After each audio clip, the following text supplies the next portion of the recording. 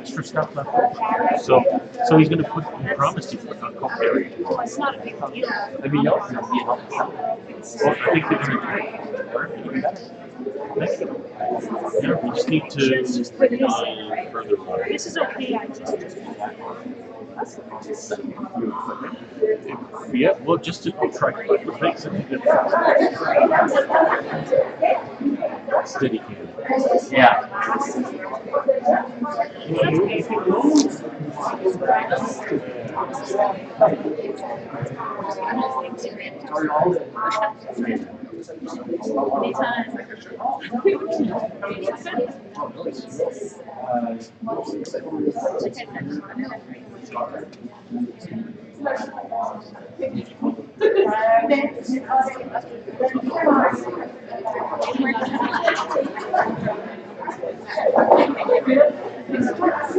My friend's son dropped 2 phones in the toilet.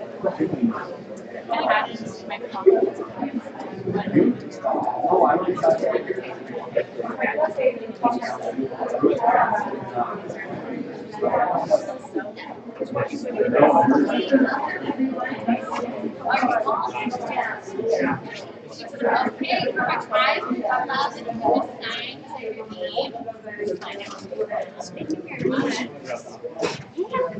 Okay, welcome everyone.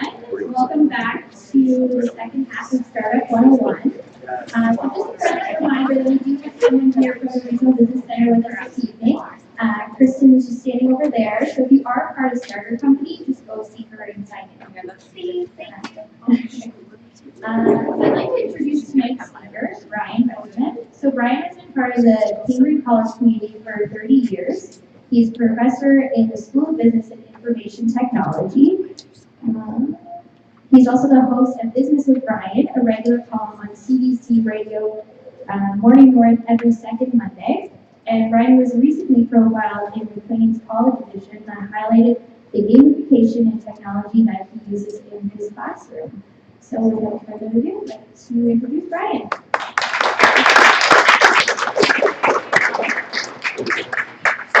Happy Wednesday, everybody. Happy New Year. It's great to see you. I see some former students. I see present students. I see some friends. And so tonight we're going to talk about sales. And one of the things that I like to do is walk around. So, Hugh, I'm sorry if you have to try to follow me, but those of you who had me as a prof before knows that no, I don't stand in front of the class. I usually put an X on the ground. That would be great. That would be great. That X is floating all over the place. So, sales, 1 hour. Wow. So here's my goal, not to try to get 10 pounds of information into a 5-pound bag. And so my first slide says, this is your session. So you ask questions anytime that you want. We'll get through it. I'm going to leave you with my contact information. I'm going to leave you with my slides. And if there's something that you have a question on, I can stick around a little bit after. Okay, is that all right? I'm going to start with a quick video. See if you remember this.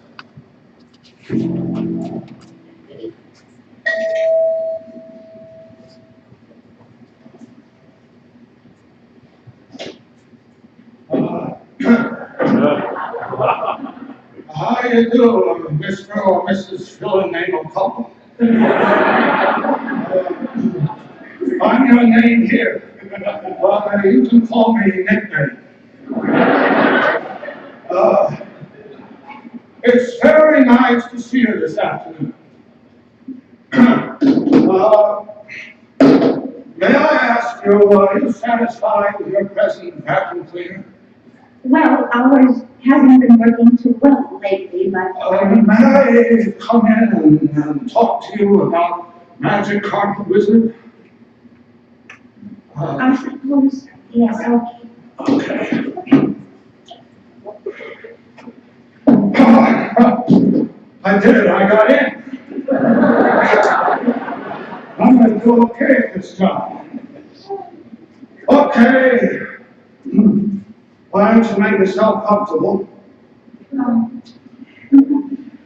What you are about to see is a revolutionary new carpet machine that's more than a vacuum, more than a shampooer, more than something else. It's the magic carpet wizard, the all-purpose carpet cleaner. All right. Oops, I'm on Can your vacuum cleaner clean that up? Yes. Of course it can. But can it clean up this? Oh, well, I don't know. And how about this? Oh, no, I don't think so. And this? No. And how about this? Does this machine clean out pictures? We wouldn't call it the magic carpet wizard if it didn't perform miracles. I think I get the point. Now let me see the machine clean it out. First, let's make it tough. That's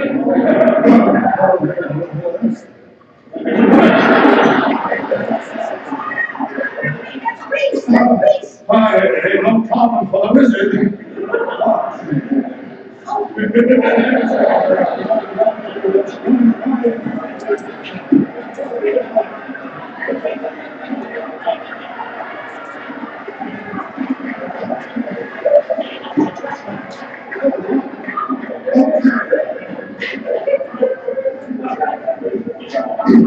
Now, that's enough.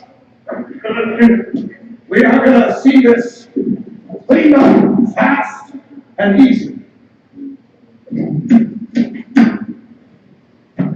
Where do I plug this in?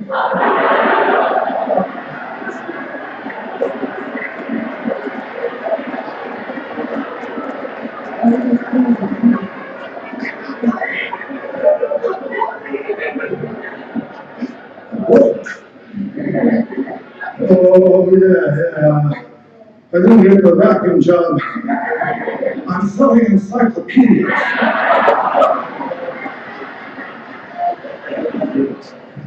Okay, you're next, Logan. What kind of job do you get? When I went back to Kenya, but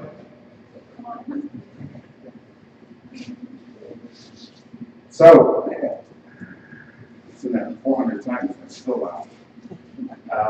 We'll talk a little bit about that a little later. That's an example of a canned presentation where you just memorize everything, and it doesn't work that well. So this selling idea is part of the marketing mix, and I know that many of you have started talking about marketing, looked at your different product price, and promotion, and now you need to know that, hey Preston, how are you? Good to see you, stuck in London. Nothing's changed since I was there. Price, I just want to circle that because in marketing, price is the only P where you make a profit. Yet when you talk in sales, people always want a discount. I don't want a discount. I don't want to give people stuff for nothing. I want to give value. I want to give my expertise. You see, you are going to be experts in your business. And when you're calling on clients, they're experts in their business. And so when you have two experts working together, you're going to get a deal. We'll talk a little bit about that. But as you look at the promotion and you see selling right here, you see that it's backed up with advertising, public relations, and sales promotion. And now we need to be working together. We don't have the luxury of working by ourselves, just being salespeople. You know, I'm just going to digress here a second. I hear so many retailers, because I do a fair amount of consulting in that field, say, you know, we just had the radio station come out to do one of these remotes. You know what those are, right? Where they have the big flashing lights, and people think, wow. And they say that they didn't work. And my question, before I ask, you know, why did you do it? I said, were you ready for it? Did you have merchandise? Was it properly displayed? Did you have sales staff? And you can tell when one of these don't work because the advertising that follows the following week always says this. Due to the tremendous success of our weekend sale, we are extending it for another week. Come on. Don't insult our intelligence, and a lot of that happens. In selling, we need to be the expert. And Jim wasn't prepared. Jim wasn't prepared. I'm going to show you two different types of selling tonight, and I'm going to focus on this one, non-manipulative selling. The high-pressure selling, all of the emphasis is on closing the sale. Closing the sale. Will you buy this vacuum cleaner? You know, you better buy it before the end of the day because the price is going up. My way of selling is called non-manipulative because I believe in developing relationships.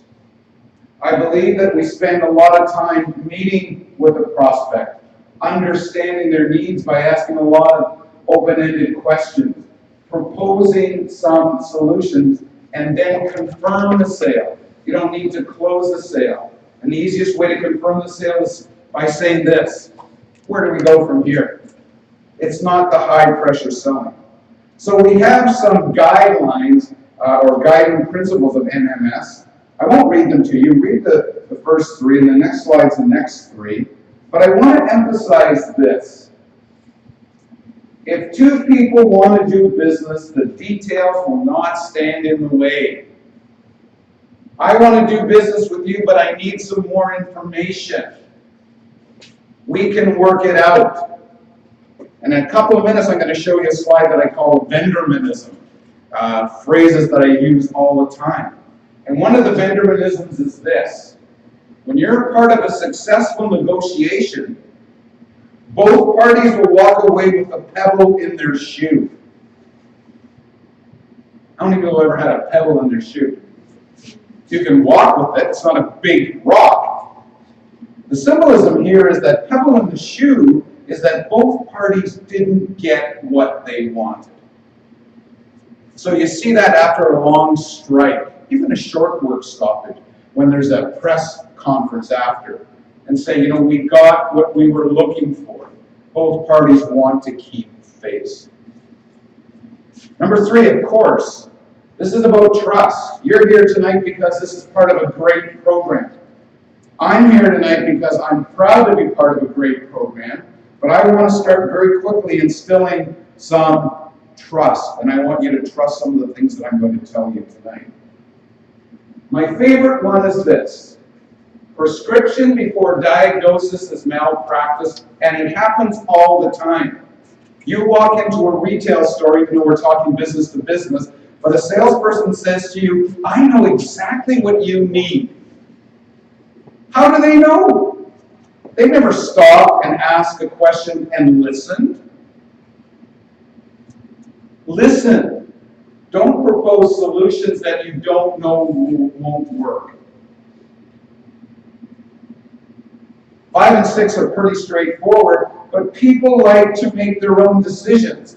That's why that NMS triangle works so well, because all along, people are asking questions. You're answering, you're responding, you're proposing solutions. You know, sometimes, especially because you're a startup, you may call on a business that doesn't even know that they have a problem, or they don't even know that you can help them. Those of you who may have listened to some of my CBC columns, one of my favorite mantras is, if it's not broken, break it. Because even when you put the pieces back together, it forces you to look at them and see if they actually fit. And sometimes you're actually making those pieces smaller because there's new ways, new brighter ways, new technological ways of doing things. So none of this, we've always done it that way. Or, no, that's a great idea, but you know what, we tried that before. And that's unfortunate because I have a bunch of students that have just started, actually start on Monday, their 8-week placement, which is great for our program. But some of them will come back frustrated. They'll say to me, I had a good idea. And the manager said something like, we tried that before. And so you're taking our students because they're the latest, the greatest, the brightest, and yet you're not giving them a chance because of something that you might have tried a long time ago. So these are some no's and a no in sales. There's never a no unless it's a social situation. That's so important. When someone says no in a social situation, they mean that. But in sales, when someone says no, they're basically saying, I need to think about this, or maybe I need some more information. So I go back to my little video at the start. Jim didn't really know himself. He clearly didn't know his product and his company, and he didn't know the competition. And competition is out there. And I'm going to show you how to treat that, because that might come up. So I have a couple of little phrases that you might want to use when you do that. So here's some of my vendormanisms. You can use them. You can put them in your toolbox so when an opportunity comes around that you can use it, then you can reach for it. You know, the biggest challenge that you're going to have in business when it comes to selling is prospecting. Finding people that will buy your product. But when you get somebody who is interested, always ask this question. Who besides you will be involved in the buying process, the decision-making process? I tell the story that my wife has been a legal secretary for 39 years and runs the technology in their office.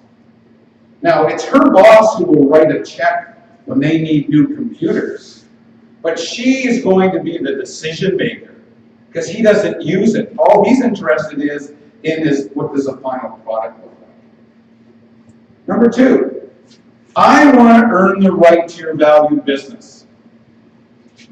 How many people have made a purchase, a fairly large purchase, and you've given your credit card and you've just bought a big screen TV for $900 and they give you a cash register receipt?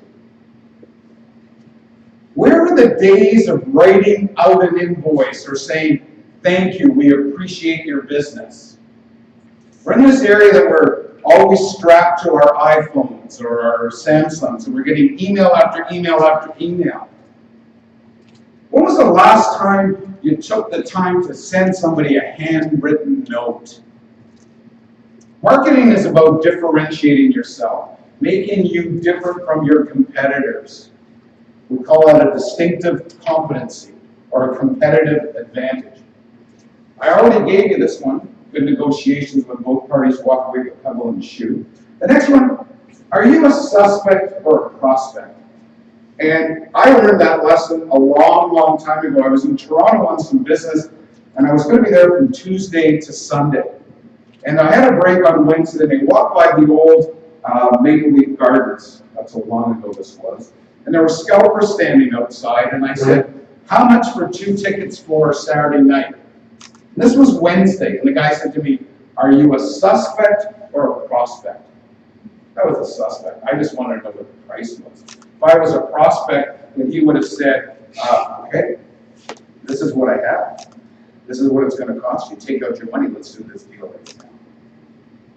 Show empathy. Always put yourself in other people's shoes. When someone says to you, the price is too high, your response might be, when I first saw the product, I thought the price was a little high too. But let me show you all of the features, advantages, and benefits. You see, customers buy benefits, so salespeople should sell benefits. You don't buy a car because it has an airbag.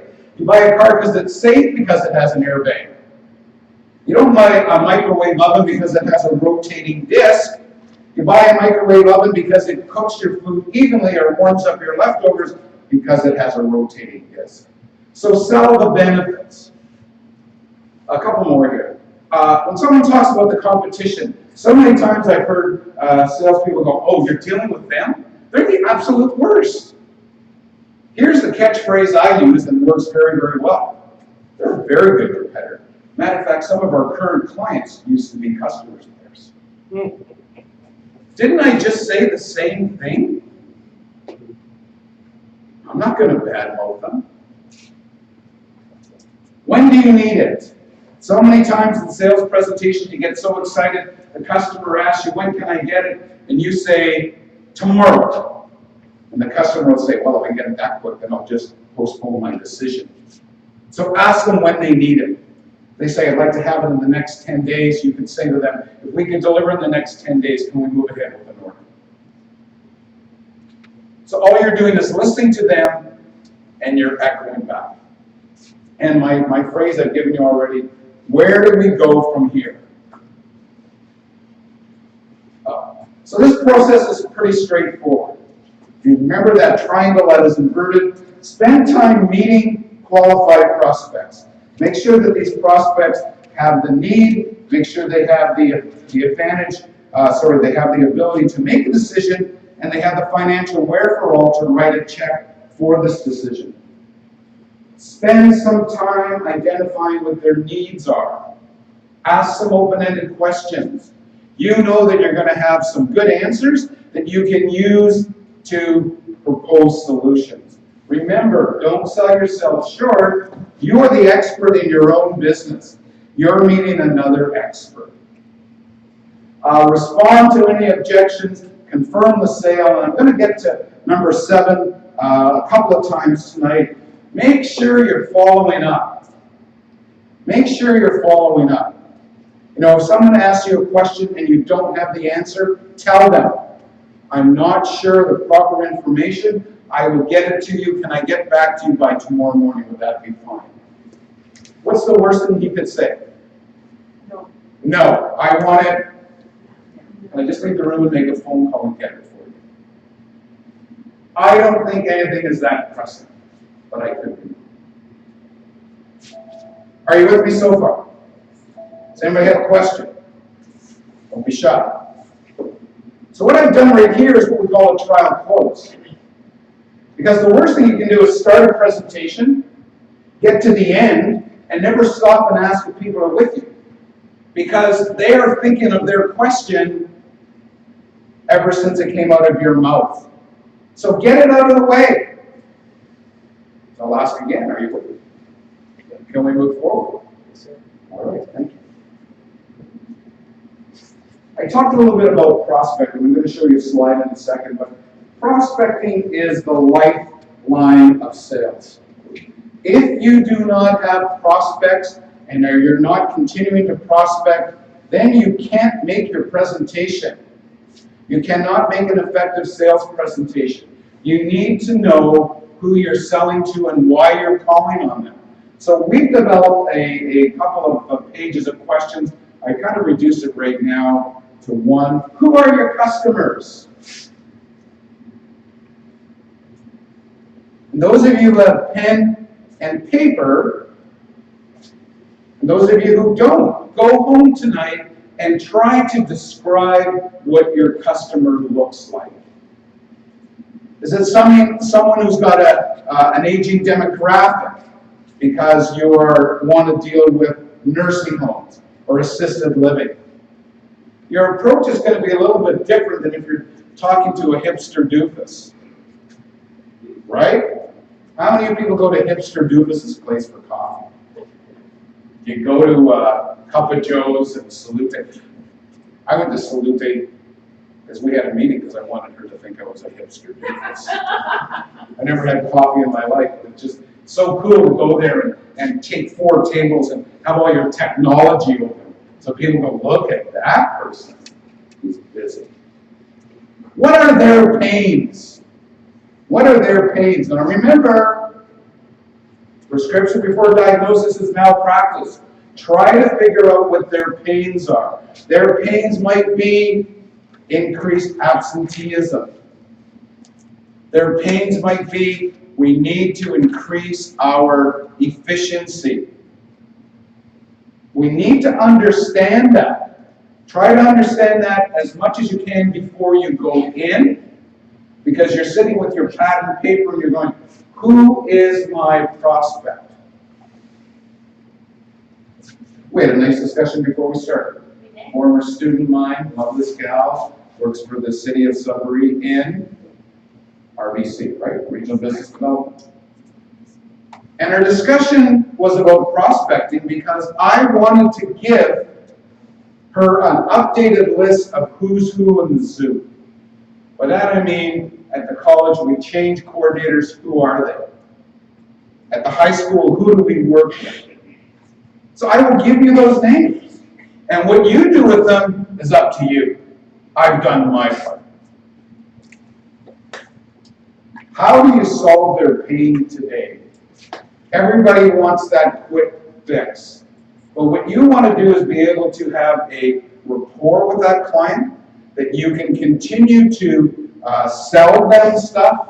And the second, I'm going to talk about the important question when you ask them for a referral. My good friend Jeff has just started out in the financial business with Investors Group. And I know one of the things that you need to do when you're Investors Group is have a customer base. And the best way to get a customer base is to have a client that you have serviced well, and then you would say to them, who else could use my services?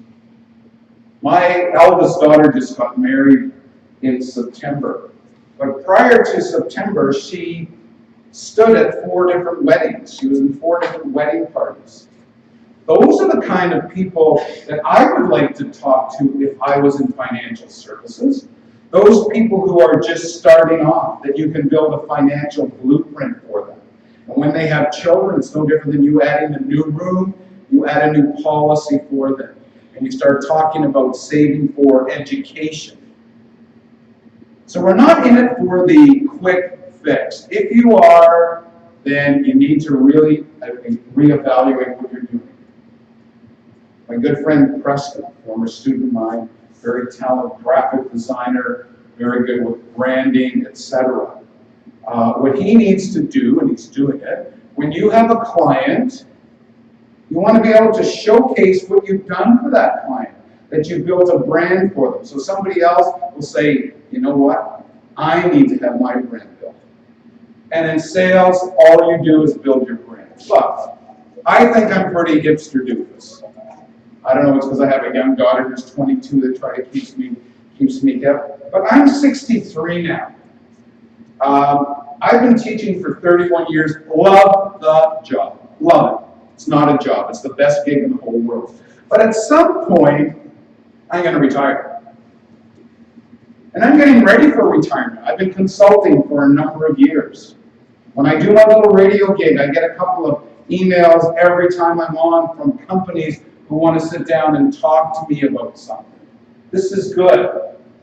Here's my mantra. It is better to wear out than rust out. Right? I think I have a little bit of gray hair. Better to wear out than rust out. Right? So if you have a new idea, and you bring it to the market. I'm trying to jump down to the second last bullet. Who is your competition? Now you've heard this before when people come in and talk to you about a SWOT analysis, where your strengths and weaknesses and opportunities and threats. And when I teach SWOT analysis and when I do it with clients, I always do threats first before I do opportunities. Because when I do threats, I look at the competitor, and then I want to look at what can I do that's better, what can I do that's different, what can I do that he is or she is not doing. And that's my opportunity. So once again, it's how you look at things. It's how you look at it. There's no one that's better than the other, SWOT or than SWTO. It's up to you. But spend some time looking at your competition. What do they do? What do they do? Other questions. Where are you weaker than the competition? Who are your most loyal customers?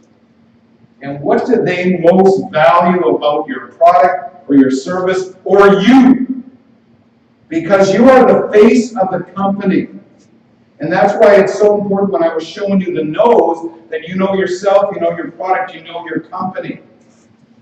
You understand what the policies are. You know what you can do. Here's my very quick war story. And to my students who have heard it before, apologies. When I was in the copier business, I worked for a company called Saturn Canada. And one of my clients was the Sudbury Public School Board. We now call it the Rainbow Public School Board. But I hadn't sold them anything. I kept calling every third Tuesday of the month. And every time I went in, I would bring a brochure, I would bring a reference letter, etc. And then finally I got a call from the purchasing agent who said to me, Brian, are you coming down on Tuesday?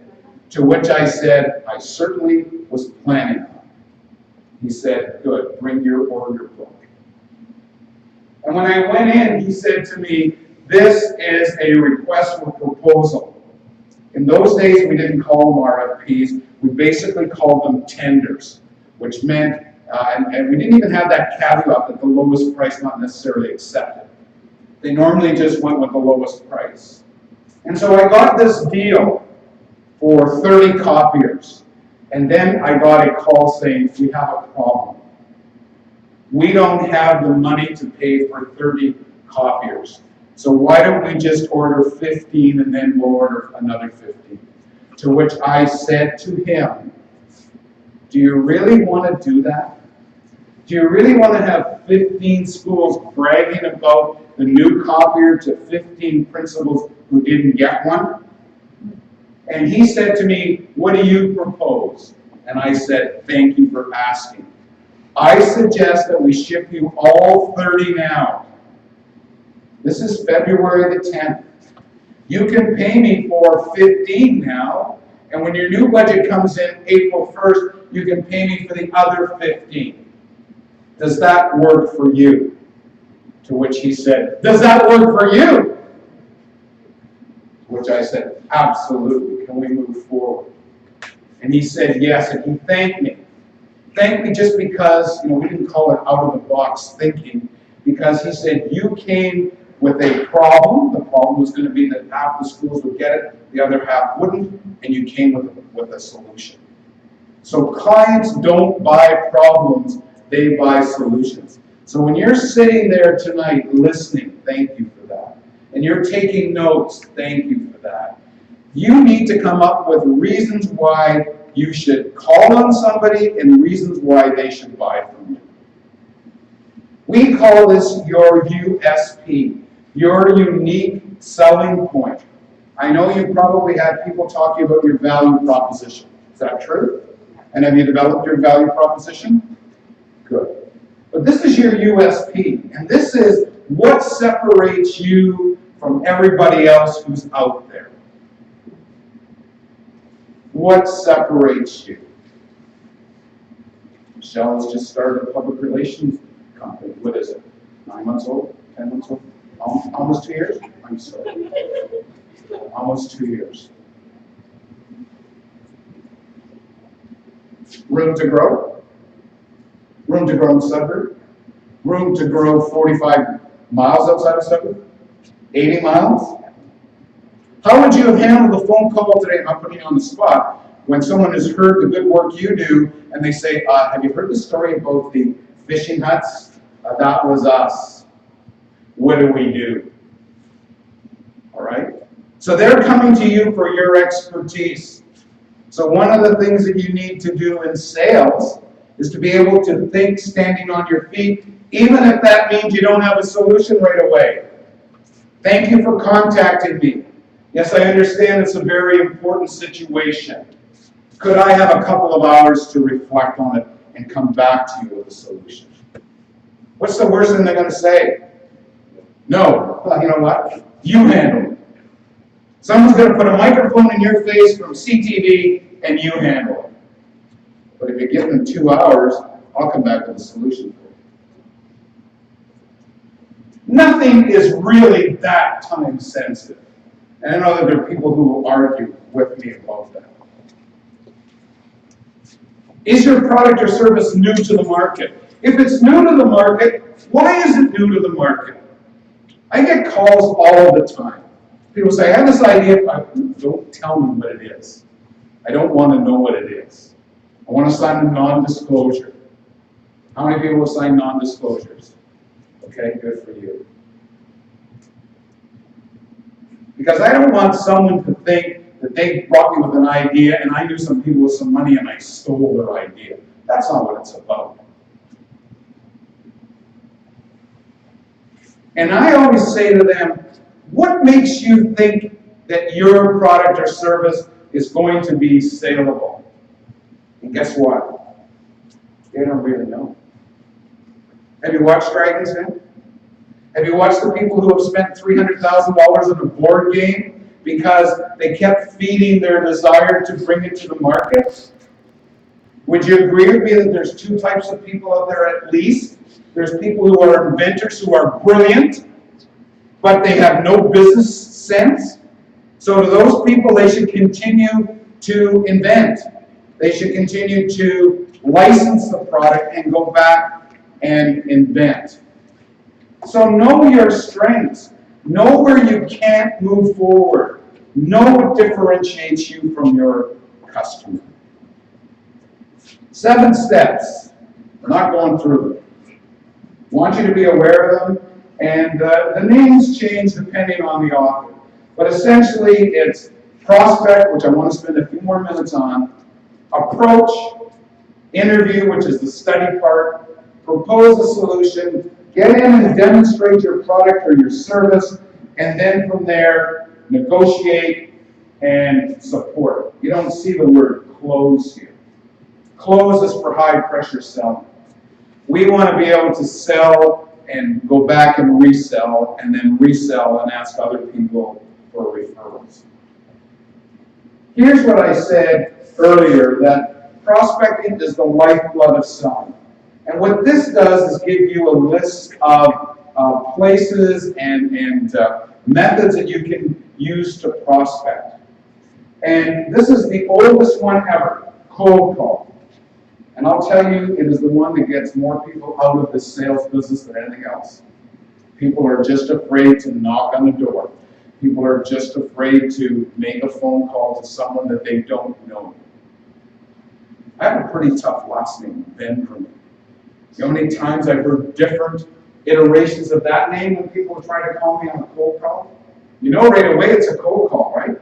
Is Mr. speaking? Oh. So learn to pronounce people's names. I want to go to this one that calls the Sales Lead Club, because this is my favorite. This is something that I was involved with in sales a number of years ago, and I have a few more details on the next page. It has been called a number of things, but we called it a tip club. And what it was about 10 or 12 of us who worked in sales in non-competing industries. Okay, so that was rule number 1, non-competing. And we met every second Thursday at Gus's lunch.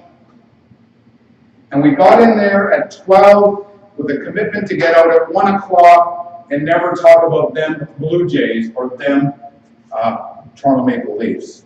It was all business. We ordered a sandwich and a bowl of soup, and we started. And we went around the room, and everybody told us what they were working on. Once again, it's a very safe environment because no one's in a competitive business. So I'm going to make this one up because actually years ago it was one. Someone was working with Maslack Supply. If you know John Maslack and his family, his son-in-law, etc., on a scale of 1 to 10, they're 1,000 plus. But at the tip club, someone said, yes, Maslack is looking at opening up in the south end of the city. All of a sudden, one of the guys who's in the tip club goes, well, I guess they're going to need some shelving, and that's what I sell. And someone else says, I guess they're going to need a photocopier and a fax machine. That's what I sold. And then someone would say, I bet you they needed some carpeting. That's what he sold. And they need some office furniture and filing cabinets. That's what she sold. So can you imagine, with 12 people at a tip club, we were cross-selling for all of us. Think about it. Now, if it wasn't appropriate, in other words, if your product didn't fit that particular client, that's okay. Someone else is going to speak. Then someone else is going to speak. Now, this only works if you participate. If you go to these things, we had a couple of people go for 2 weeks and just write down all the leads and never contribute a lead, they were gone. They were gone. So you need to participate. So I know that the Chamber of Commerce has one, but one of the things that I say here about incubators and groups like this, that I love friction. And by friction, I don't mean fighting, I mean rubbing in and saying, what are you working on? Oh, you need a lawyer? Here's who I use. What are you working on? Oh, you need a graphic designer? I have one. Matter of fact, my consulting practice now is in 2 stages. Clients that I have And I'm part of a roster. So there's 10 of us, actually there's 11. One just came back, he moved away, we moved back. But there's 11 of us who do different things. And so if I'm meeting with Alan and he says to me, do you do market research? My answer is yes. Do you do graphic design? My answer is yes. Do you do web design? My answer is yes. And what I do is I take this and I call the people in my group. And our rules of engagement are very simple.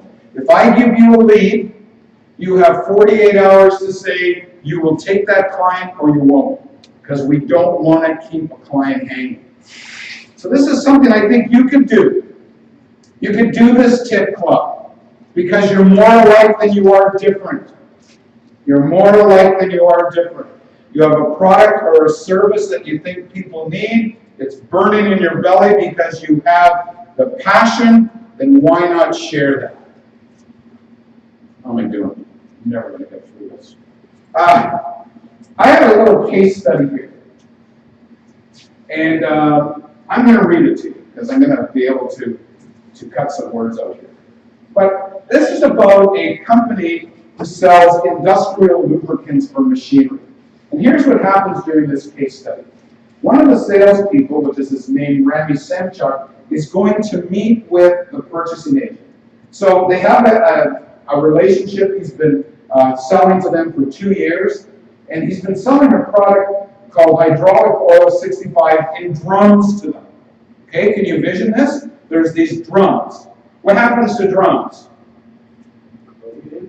They get empty. What happens? Do they really get empty? Good, because there could be some stuff at the bottom. What else happens with drums? They got to get returned. What happens when they get returned?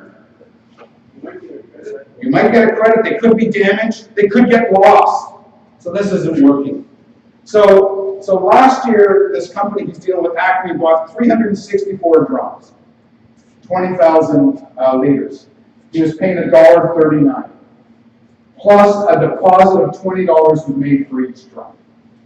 So as we said already, traditionally many drums are lost, 1 or 2 liters of oil may be left in the bottom, and this is a loss to the company. So Randy wants to sell them something different. He wants to sell them storage tanks. So can you envision this now? He's going to have a setup storage tank, so the customer's going to have to pay $1,700, and he's going to have to pay $1,095 to have it installed. But guess what happens? The price of oil goes down from $1.39 to $1.25. And here's some of the other advantages. Fewer orders to process now because you're pumping. You're reducing the amount of storage. You don't have to have all of these barrels. What happens with the barrels of oil when they spill contaminates the soil. Reducing the amount of storage, having workers handle less oil. No more drums damaged, or you don't have to keep track of the product as much, because the people are not going to come back with these drums. So my question to you is very simple. I know I went through this very quickly. If you were Rami, how are you going to plan the sales call? Let's just sum it up before I ask you for a response. It's a client he's been dealing with for a couple of years.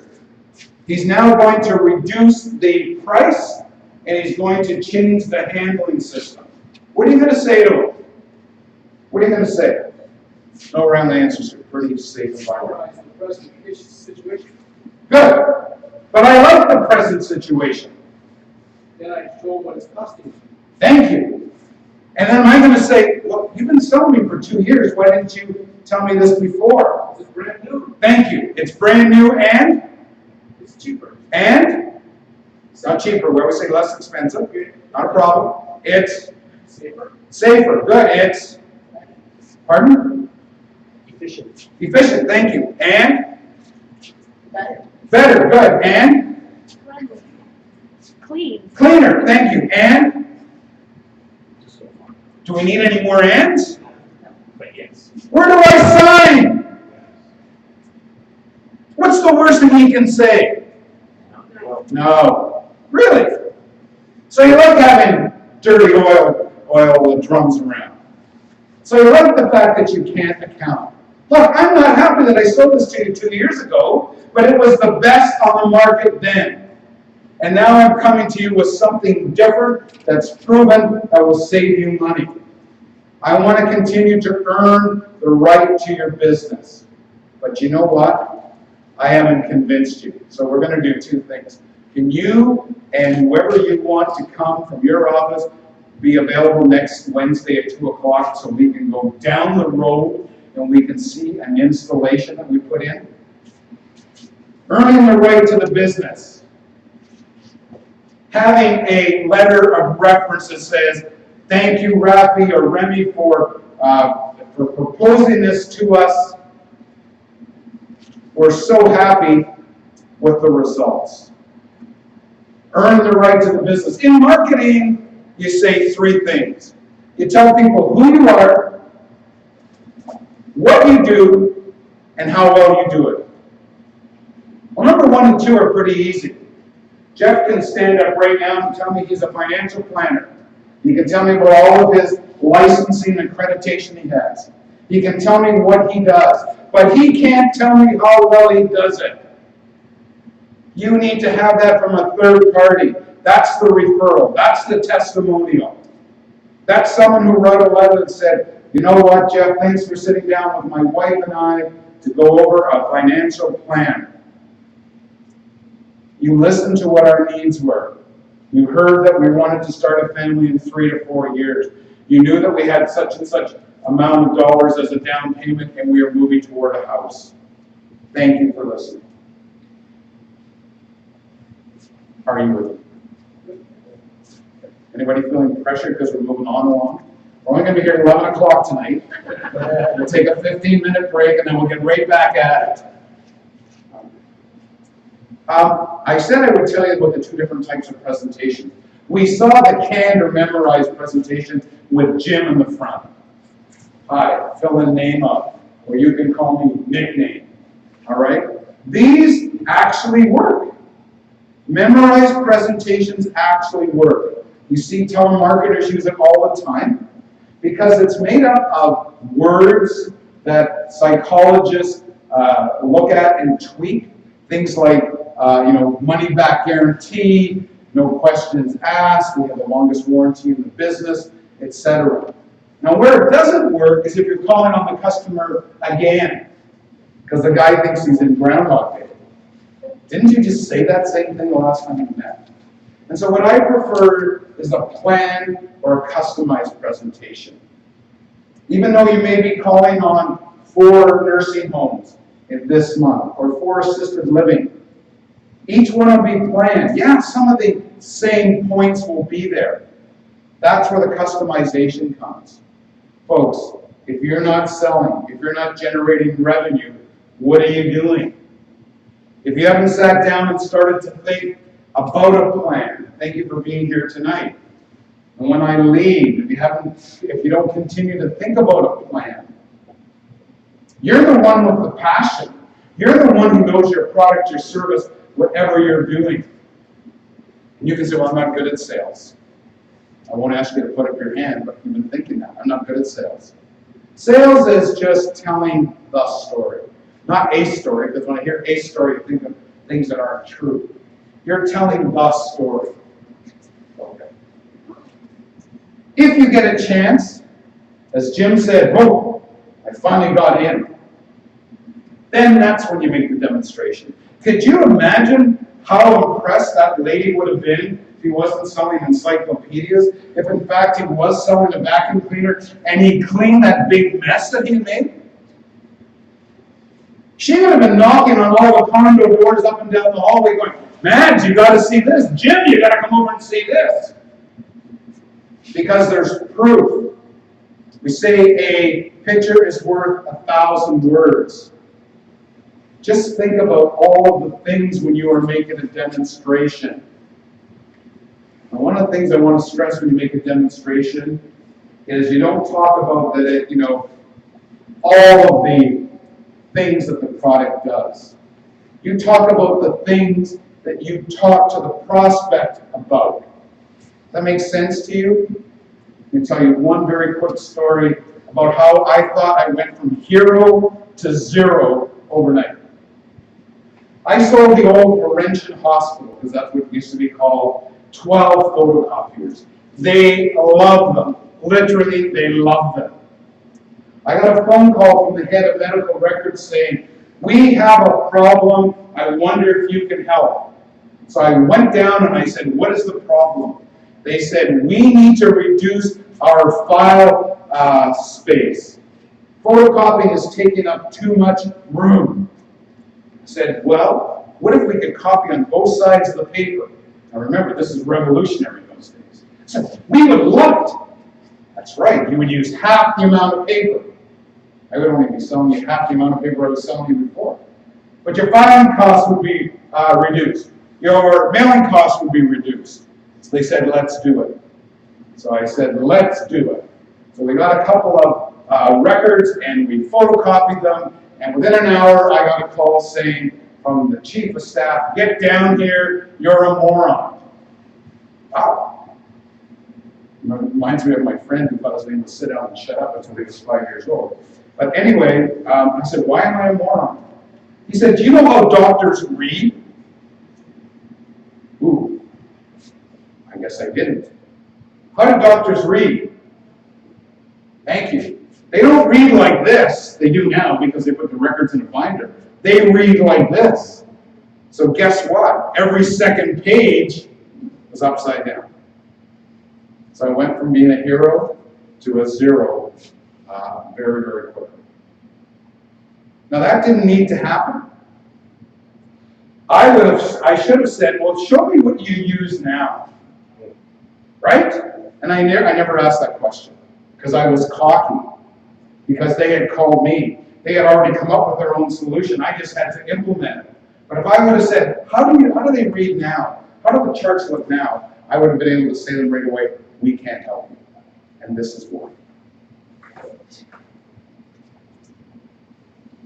Inside the presentation, you need to do a couple of things. Because this is business to business, that means you might be calling on a retailer who in fact may be reselling your product, or you may be going to a safety store who may be reselling your product. You need to explain to them in your marketing plan how they can resell the product and how you will help them promote that. Because companies can't do it on their own. And I know that you may be sitting here going, I'm a little overwhelmed, or I wonder what the score of the hockey game is, or how much longer is he going to talk for.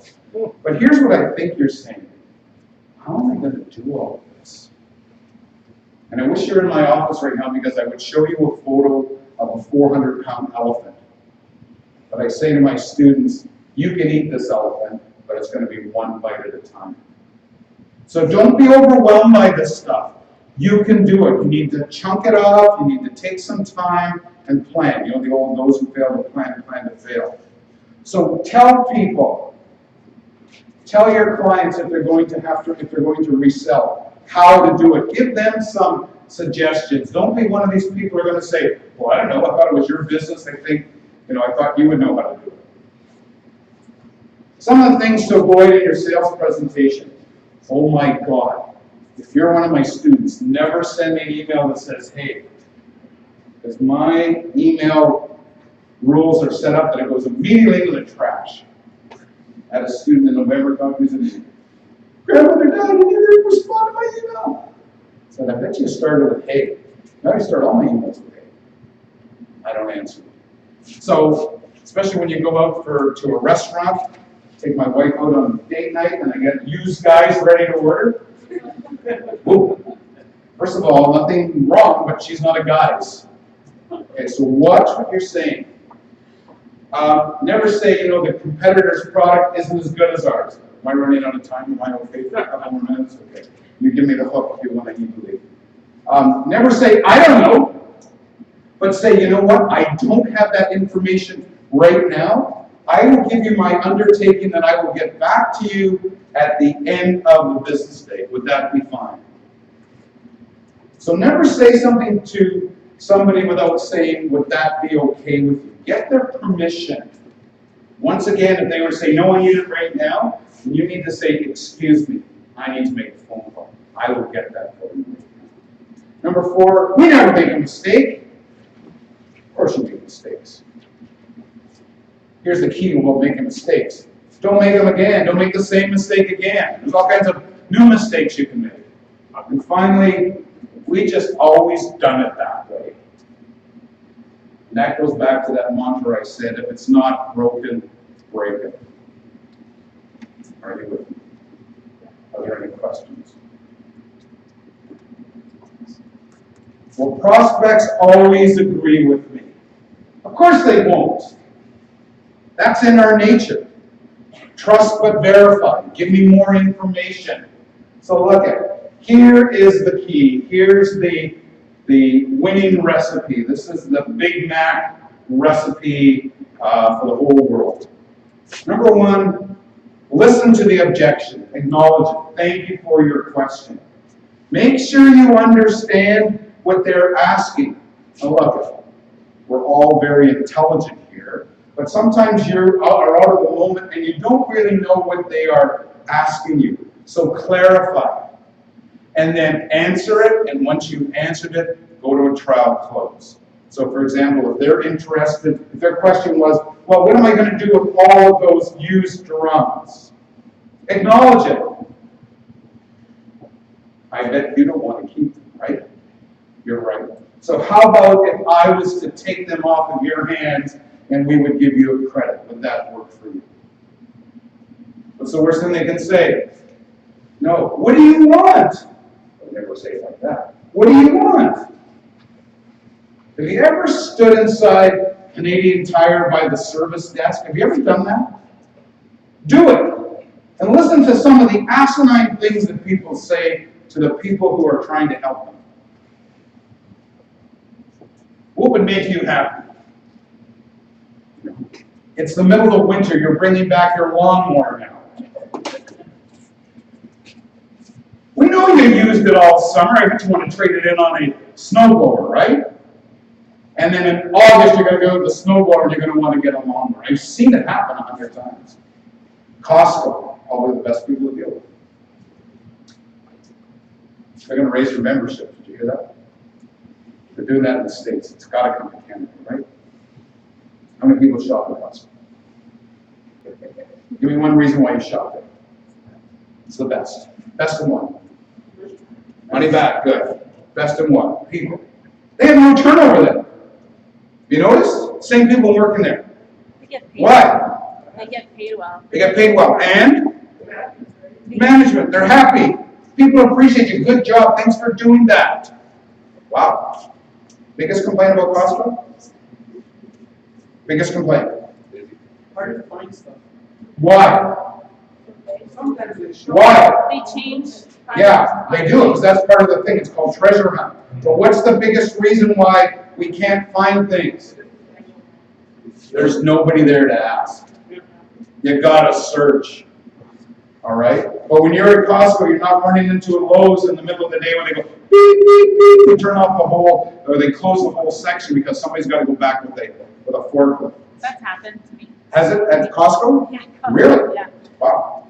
What time of the day? It's probably Quick. to noon. Noon?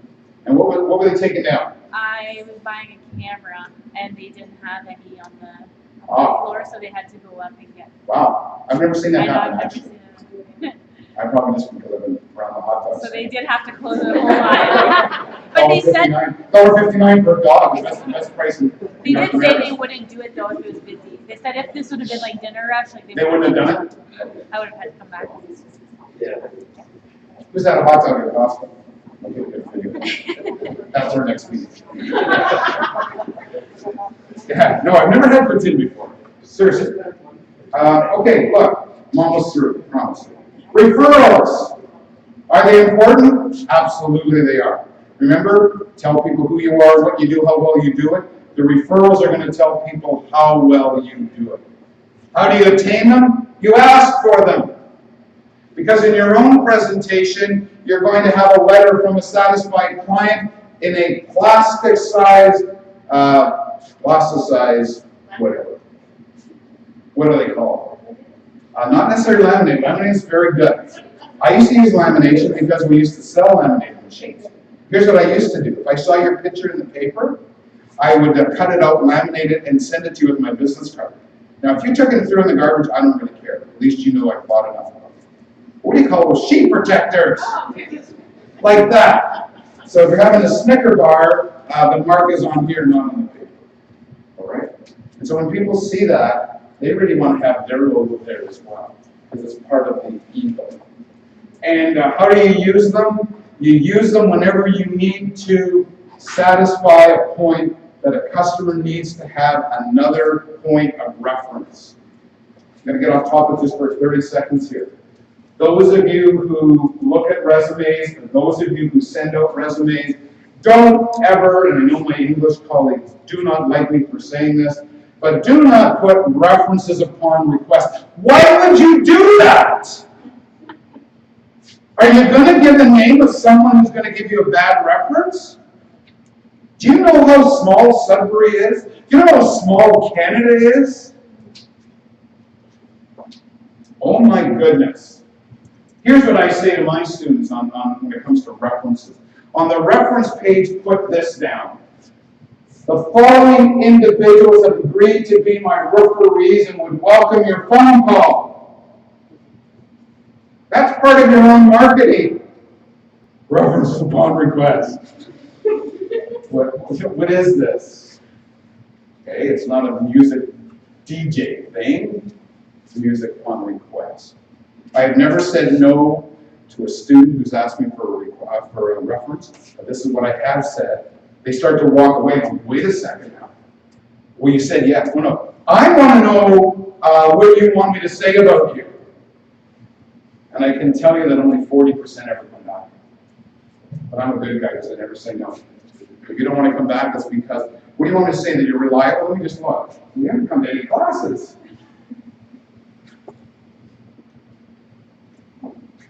All right, you know what? You can't always be successful. God, don't tell me that. When you're not successful, how many people take things personally? Come on. Thanks for your honesty.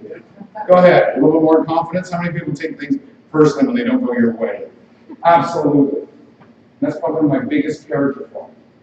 Nobody likes me. Not everybody likes me. All right? Go back and find out that you cannot take that personally. But do a post-mortem. Try to find out what you did well, what you would do to improve if you had the opportunity to do it again. Maybe they just didn't have the money. Maybe you were not talking to the right person. These are things that you could have controlled. And I can tell you right now that the market in Sudbury is soft. Are there some sectors that are doing some business? Yeah. But generally the market is soft. Will it get better? Who knows? Of course it'll get better because it's cyclical. But I can't tell you that Q2 2017 is going to be better than Q1 because there's no indicators that they are. Are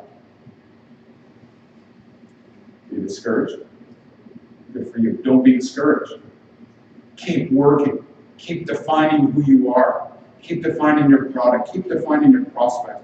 Keep defining how you're going to get from point A to point B. Don't change your goals. Change the way you get there. I want to take you all to Toronto tonight. As we get into this charter bus, we find out that Highway 69 is closed. Well, we can turn around. We can take a detour. We can sit at the side of the road because we have all the amenities in the bus and wait. Don't change your goals. Change the way you get there. Stay in touch. Always leave on a positive note. You know what? Don't burn any bridges. Don't burn any bridges. I thought I had the most brilliant proposal for a number of copiers, and I didn't get it, and I literally was sick to my stomach, and I found out 4 months later, 4 months! The reason I didn't get the deal is that the guy's brother-in-law was in the business.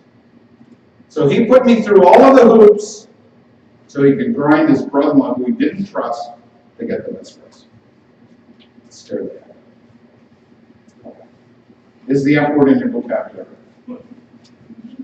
If it isn't, get it in there. Follow up. Follow up. Someone who says yes today or no tomorrow or whatever, keep following up. think my biggest hero here was the story I heard this summer about Dominic Giroux, one of the most amazing presidents that Laurentian has ever had. And the last person who gave $10 million said this at the media conference. He said, Dominic Giroux approached me 5 years ago for a donation. And he never stopped. And it wasn't just, can you give me money, can you give me money? That wasn't the discussion.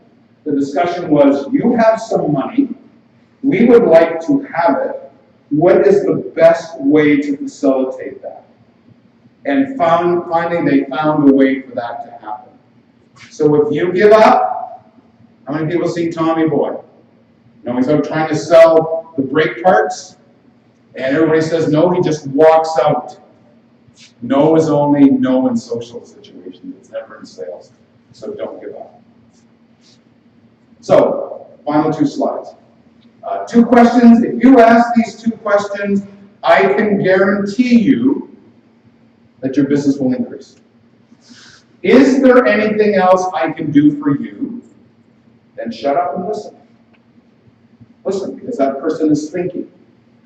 And the final question is the one that you want to just have ingrained in your mind.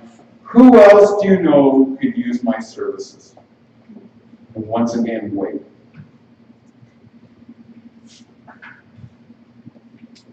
About 7 minutes late, I'm done.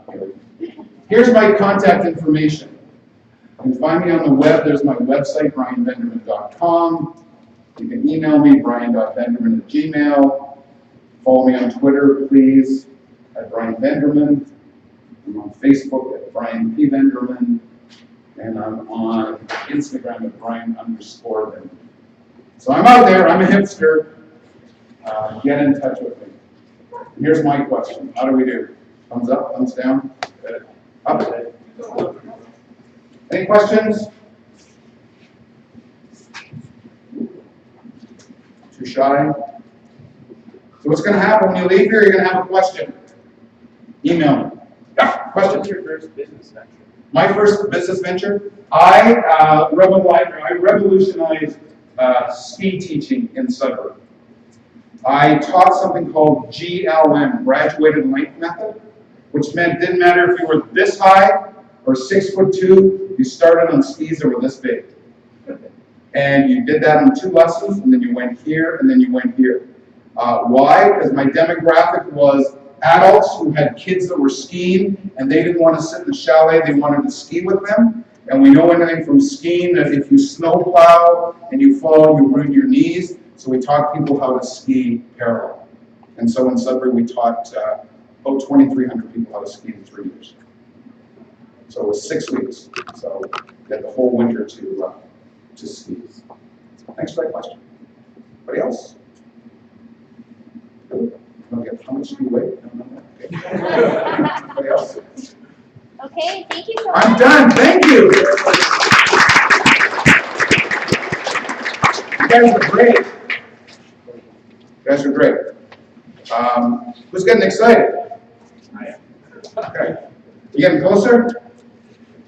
Getting closer to launching? How many of you continue to do your own homework? Yeah, do it. Okay. Like, I have all kinds of technology. My best friend is still a scribbler with a pen. I can bet you that I have an idea that's probably worth $1 million or $500,000. I don't know where it is yet. I mean, I know it's in the book. I haven't had time to operationalize it. But write things down. Yeah, computers are great, but write things down. Always write them down. Ask people questions. You know what? People, not only in Sudbury, but business people are good people. If you sit down and say, here's something I don't do, just so you know, and you may think it's arrogant, but I get all these, you know, can I pick your brain for 15 minutes, buy a cup of coffee? I don't do that anymore. Because this is my brain, it's proprietary. What I say to people is, I do a lot of free work in this community. I'm very proud of it. But if you have a question, you can call me. And after 15 minutes, if I can't solve it, then we can meet, and then I'm going to start charging my consulting fee.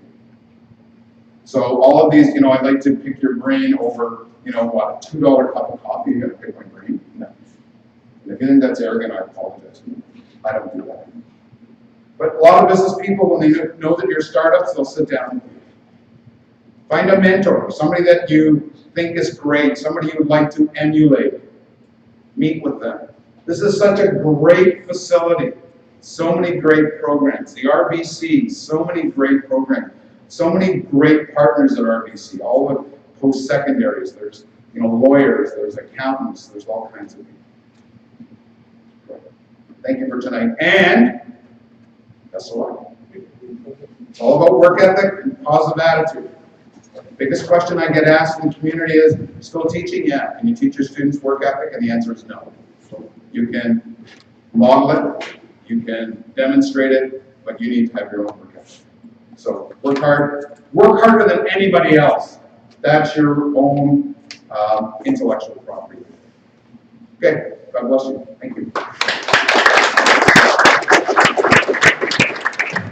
For anybody who's here for starter company, if you can come sign my sheet, otherwise your hours won't count. Double side, go. We're